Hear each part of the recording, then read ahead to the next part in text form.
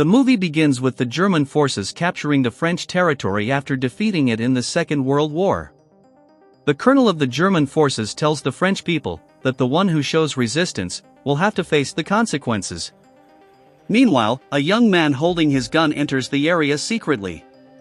The soldiers capture a family on the suspicion of showing resistance against them.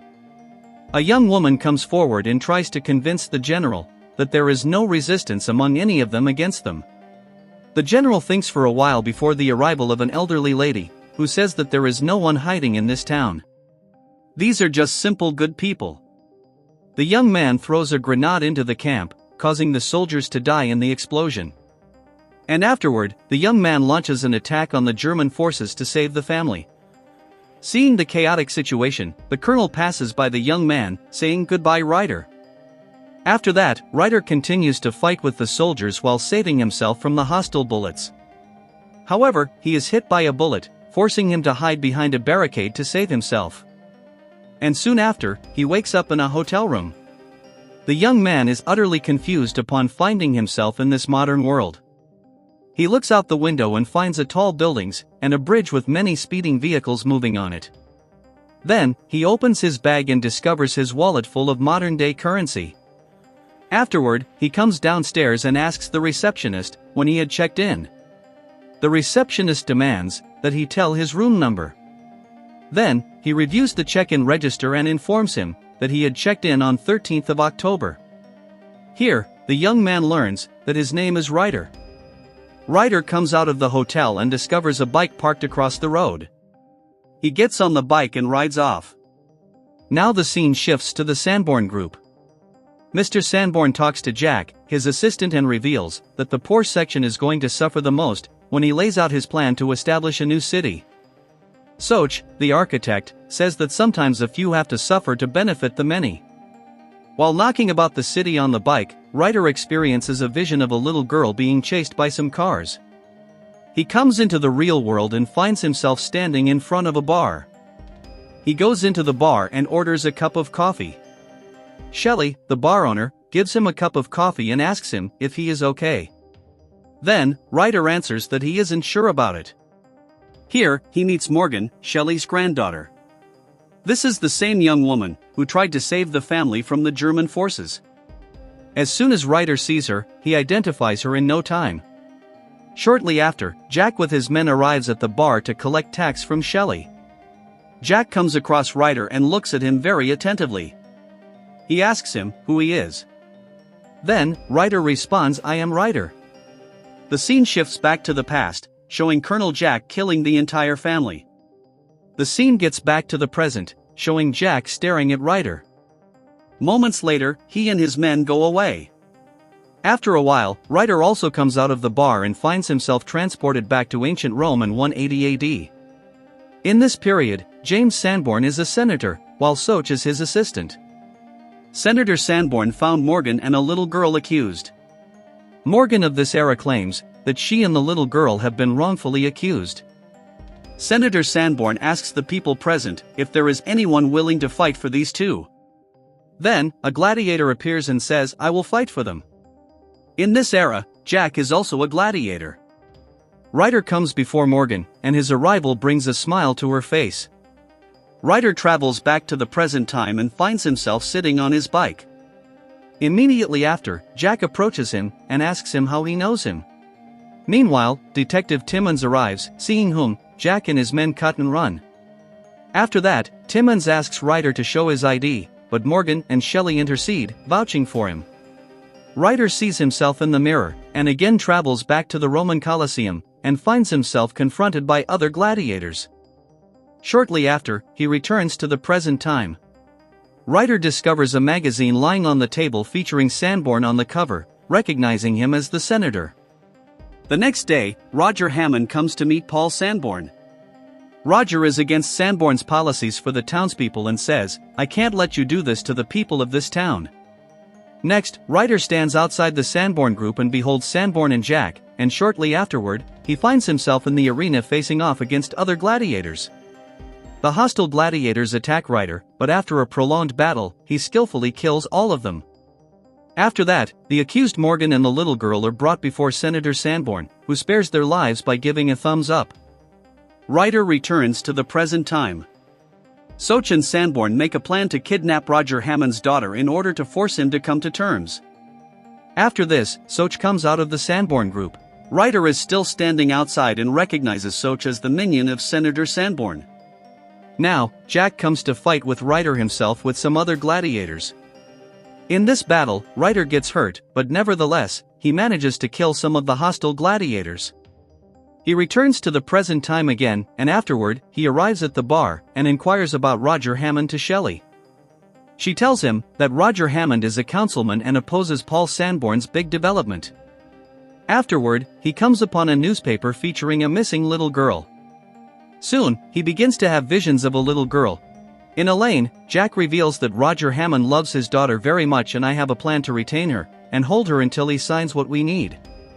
Ryder is in the bar with Shelley and meanwhile, Detective Timmons arrives. Ryder leaves the bar, leaving his beer bottle on the counter. Detective Timmons steals the bottle and leaves without even touching his beer. He gets in his car and puts the bottle in a bag and drives off. Ryder receives a phone call from Soch. Although Ryder doesn't know, it is Soch on the other side. Soch says, "You have been having bad dreams." Ryder asks him who he is. Soch hangs up the call without revealing himself to Ryder. Ryder now travels back in time to England in 1476 and finds himself perched on horseback. He gets off the horse and walks into a tavern, where he finds Morgan being troubled by Soch and Sanborn. Sanborn constrains Morgan to sell her property, as she failed to pay the taxes on time. The elderly lady shows up there and reproves Sanborn for what he is doing. She says to him, "It's never too late to do the right thing." After a while, Ryder returns to the real world. The next day, Shelley tells Ryder a story of herself, when she was a little girl. She explains that, when she was a little girl, she looked out her kitchen window when she saw a man standing outside, and her mother was next to her but she couldn't see that man. Shelley says that she just knew that the man was a ghost. Shelley reveals that she is able to see things that other people can't see. Additionally, she tells Ryder that she knows he is not from around here. In the police station, Detective Timmons is informed that the fingerprints found on the beer bottle are not from this world and this leaves him flabbergasted. Soch visits the bar and introduces himself to Ryder. Ryder reveals that he already knows who Soch is. Before leaving, Soch leaves his identity card on the counter. Ryder sees it and is transported back in time to Old London, where he witnesses Jack forcibly capturing Morgan. Ryder confronts Jack and demands in a threatening tone that he let Morgan go. Jack unwillingly lets go of Morgan, who quickly moves to stand beside Ryder. Shortly afterward, Ryder starts thrashing Jack's men, sitting there. He knocks down all the minions of Jack in no time. Then, Jack attacks Ryder himself, but meanwhile, Ryder gets back to the present time, gasping for air and finds Shelley before him. She takes him to a church and says, "You will see Mrs. Mokosh inside the church. She will answer your bothering questions." Ryder enters the church and finds Mrs. Mokosh sitting on a chair. Mrs. Mokosh says encouragingly, "Sometimes, you can't fight the current. All you have to do is go with it." After guiding him, she vanishes into thin air. Meaning, Mrs. Mokosh is not a living being. Ryder comes out of the church and asks Shelley how she knows Mrs. Mokosh. To which she responds, "I can see dead people, and so do you." The next day, Jack calls Ryder and offers him a job at the behest of Soch, but Ryder says, "I will sleep on it." Moments later, Ryder reaches the hideout of Jack, who was already there awaiting him. Jack gives him some money in advance and the rest when the job is over. As a matter of fact, Jack has hired some mercenaries including Ryder to kidnap Roger Hammond's daughter. Jack outlines his plan for the mercenaries and shows them a photo of Annie Hammond. Ryder notices that this is the same little girl whom he sees in his visions. Following this, he returns from the hideout on his bike and passes through the fog that leads him to the time when Germany had invaded France. Ryder hides behind a wall and sees the German army capturing a family. However, Sanborn, the general, doesn't want to kill the family, but Soch manipulates him to do so. Therefore, the general shoots the entire family to death. Sanborn becomes remorseful for what he has done. Ryder comes back to reality and finds himself clogging the traffic on the road. Detective Timmons summons Ryder and reveals that he couldn't find a trace of him anywhere. It appears that you are a ghost. Ryder threatens the detective to stay out of his way, and afterward, he gets out of the car. In his office, Mr. Sanborn takes a look at Annie Hammond's photos. Among the photos, he stumbles upon an envelope containing a letter. He comes across a note reminding him it's never too late to do the right thing. Now, the scene shifts back to Sanborn's time as a senator. It is revealed that the mysterious lady is Shelley, who guided him whenever he strayed from the right path. In every era of Sanborn's life, regardless of his role, Shelley came in and showed him the right path in life. In his hideout, Jack and Soch are seen keeping his men ready to abduct Annie Hammond on her way home. In a moment, Mr. Sanborn arrives there and orders Jack and Soch to abort the mission and says, "I will not kidnap a child," but Jack refuses to obey his order and goes away with his ponies to pull off the mission. Soch reveals to Mr. Sanborn that Jack works for him now. When the class is over, Annie comes out of the academy, escorted by her guards. She gets in the car and leaves. A car is spotted by the guards in the rear-view mirror, prompting them to speed away, and shortly after, the kidnappers surround Annie's Range Rover. The professional guards gets off the car and find Jack with his mercenaries standing. Soon, Mr. Sanborn also arrives and asks Annie's guards to go away. Seeing this, Jack snaps and shoots Mr. Sanborn. Meanwhile, Ryder starts shooting Jack's men and kills most of them. And afterward, he rattles Jack's body with many bullets. Ryder draws near Jack, who says to Ryder, "We have done this before several times." The scene shifts back to the past, showing Ryder killing Jack across different eras. Following this, Soch confronts Ryder, who aims his gun at him. Soch provokes him to pull the trigger, but meanwhile, Sanborn shoots Soch, killing him. In this chaos, Ryder is struck by a stray bullet, causing him to collapse against the car. The police arrive at the scene and check on Mr. Sanborn and find him alive, while Ryder is losing his consciousness. Moments later, Morgan and Shelley arrive and find Ryder severely injured.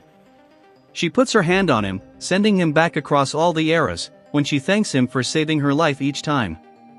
But soon, Ryder falls to the ground, dying in each era after saving Morgan's life from Jack. In real world, Ryder sees that Soch is still alive, who says to him, "See you next time, Ryder." Having said this, he disappears into the mist.